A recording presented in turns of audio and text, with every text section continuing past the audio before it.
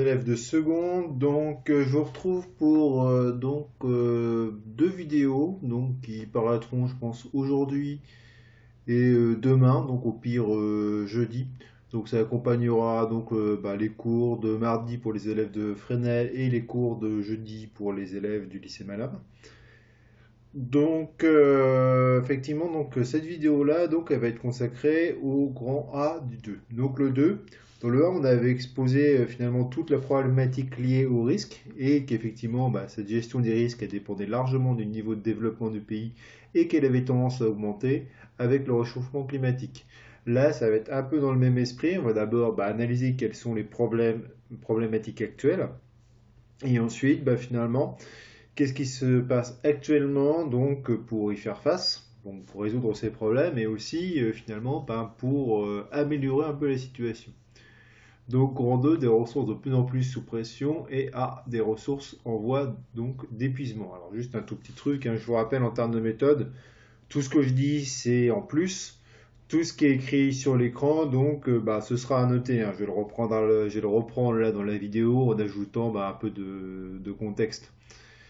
Là, je suis parti d'une caricature d'un dessin de Chapat qui est dans le manuel des lycéens de Malherbe, où effectivement on voit une situation. Vous voyez, hein, évidemment, c'est une représentation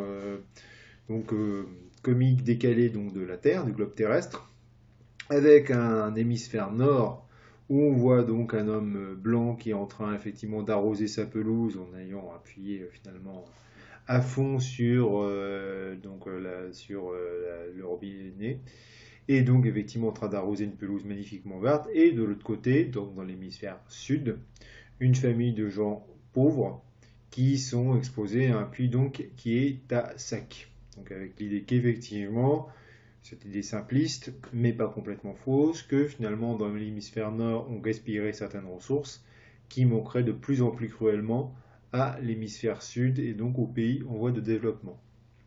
Alors, effectivement, ça c'est une caricature, donc le but évidemment est de faire une version simple, voire simpliste, mais elle n'est pas complètement fausse.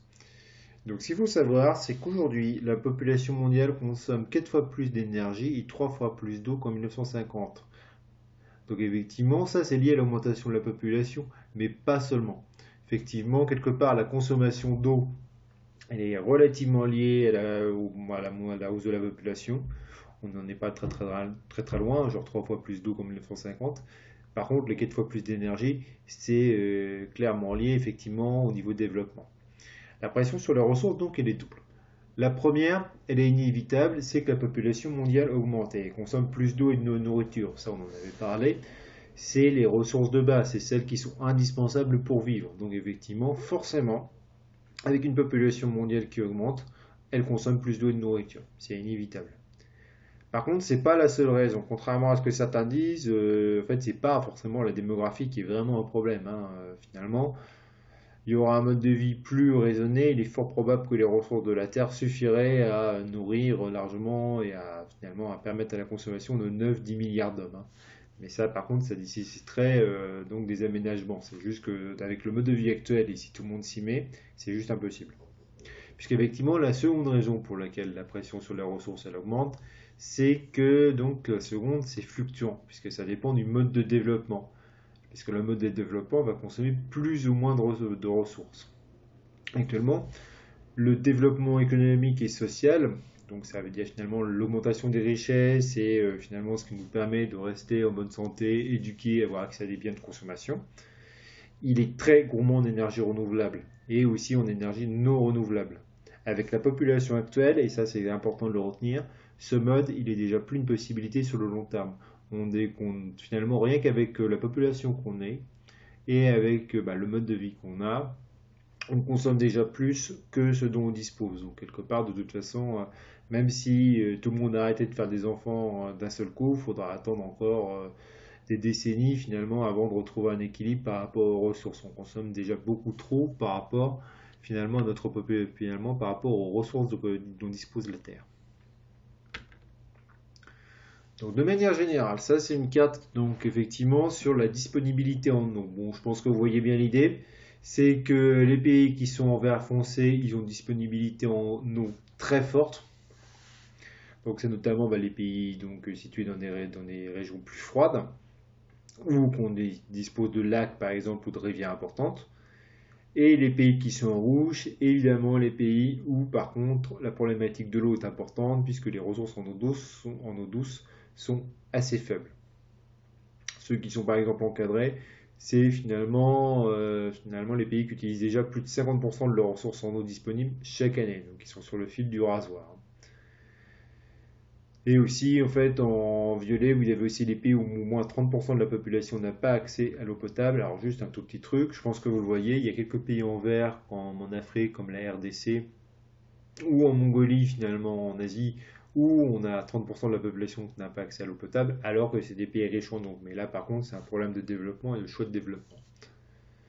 Donc, ce qu'il faut retenir, c'est que de manière générale, les ressources, qu'elles soient renouvelables, terre, eau, ou non renouvelables, énergie fossile, elles vont être réparties de manière très déséquilibrée sur Terre. Donc là, pour revenir à l'eau, on l'a dit, les espaces tropicaux ou situés en aval des cours d'eau sont défavorisés. Alors en aval des cours d'eau, ça veut dire en fait, ce sera plus simple pour ceux qui auront vu le présentiel cette semaine, quand ils reprendront les vidéos la semaine prochaine, et ceux qui sont actuellement en distanciel, ce sera plus simple quand vous verrez ce que j'ai préparé la semaine suivante. C'est qu'effectivement, en aval, c'est l'idée que les pays qui sont défavorisés, en fait, c'est les pays qui sont proches de l'endroit où le fleuve se jette dans la mer. Parce que dans certains cas, c'est le cas aux États-Unis, c'est le cas dans d'autres pays, en fait, finalement, c'est le pays qui est en amont, qui est assez proche de la source d'eau, finalement, qui a les montagnes où l'eau prend sa source, qui a tendance à prendre finalement cette eau, le maximum d'eau via des barrages et des aménagements, via finalement son consommation, et de rien laisser pour les pays qui sont en aval, les pays qui sont proches finalement de l'endroit où le fleuve se jette. Donc vous avez des régions où la situation est particulièrement grave, et elle va l'être d'autant plus avec le réchauffement climatique qui a tendance à augmenter les périodes de sécheresse. L'exemple le plus connu de situation extrêmement grave, c'est par exemple le Sahel. Le Sahel, c'est la bande finalement que vous avez là, donc d'Afrique, où on a le Mali, le Niger, le Soudan, etc. C'est des pays qui vont être en grande difficulté, tout simplement parce que les ressources en eau ne sont pas bonnes. C'est des pays assez pauvres.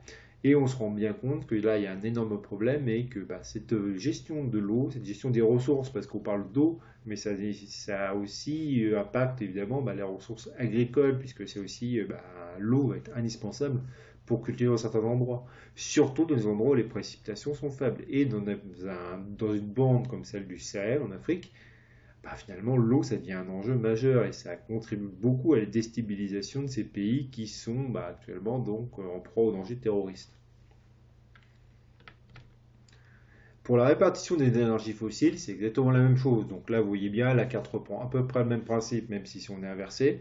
C'est que les pays finalement où il y a beaucoup de symboles noirs qui correspondent au charbon, grisés qui ressemblent finalement à l'hydrocarbure, donc le pétrole notamment, ou le pétrole et le gaz, vous voyez qu'effectivement on a des pays, finalement ces symboles ils ne sont pas équitablement répartis. C'est qu'effectivement vous avez des endroits où il y a beaucoup finalement d'énergie fossile qui sont disponibles et utilisées.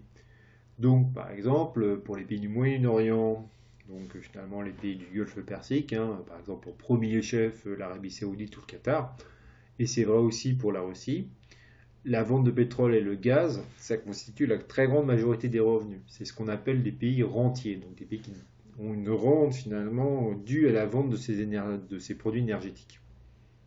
Ça fait effectivement, ça fait la fortune des pays du Golfe, et même pour la Russie, c'est quand même l'une des clés de leur économie.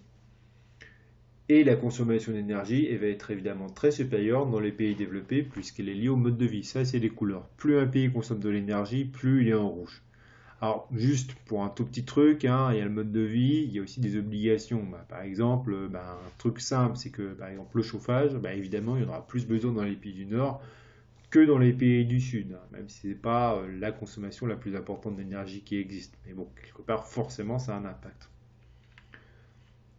Ça, on y reviendra, cette énergie est le fruit de fortes tensions. Là encore, on fera un cours, finalement un exercice via une petite vidéo que j'ai préparée qui sera donc diffusée cette semaine et la semaine prochaine en classe. Donc, la consommation de ressources, elle va être très inégale, donc du fait des ressources disponibles. C'est évident que vous avez dans un pays où vous avez énormément d'eau disponible, on ne va pas trop se poser les questions de la gestion de la ressource, ça va être plus simple. Par contre, ça va dépendre aussi du niveau de développement. Donc, finalement, un pays qui est plus développé, forcément, il va consommer plus de ressources, y compris des ressources, par exemple en eau. C'est évident qu'en Afrique, quand vous avez une partie de la population qui n'a pas accès à l'eau courante, on va consommer beaucoup moins d'eau qu'en France, où il suffit de tourner un robinet. Et évidemment, par contre, et c'est peut-être le plus important, c'est les habitudes de consommation et les choix qui vont être le plus déterminants. Là, vous avez un petit schéma, donc deux petits schémas qui vous montrent la consommation d'eau par jour et par habitant. Donc, à niveau du équivalent, un Américain consomme presque 4 fois plus d'eau qu'un Français. Alors, évidemment, vous allez me dire, à moins que vous ayez quand même quelques petits soucis, je pense pas qu'il y en ait l'un d'entre vous qui consomme 150 litres d'eau par jour. À titre personnel, vous serez très très surpris, hein. C'est-à-dire que vous prenez ou alors vous prenez des douches toutes les heures, ce qui n'est pas très très utile.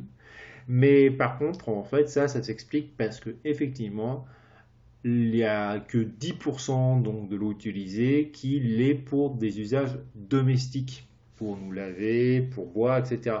L'essentiel de l'eau utilisée, 70% de l'eau, elle l'est pour l'agriculture. Et c'est pour ça que dans des pays comme l'Amérique du Nord, il y a un peu de gaspillage des habitants, mais il y a surtout une agriculture qui va être très très très gourmande en eau et en irrigation.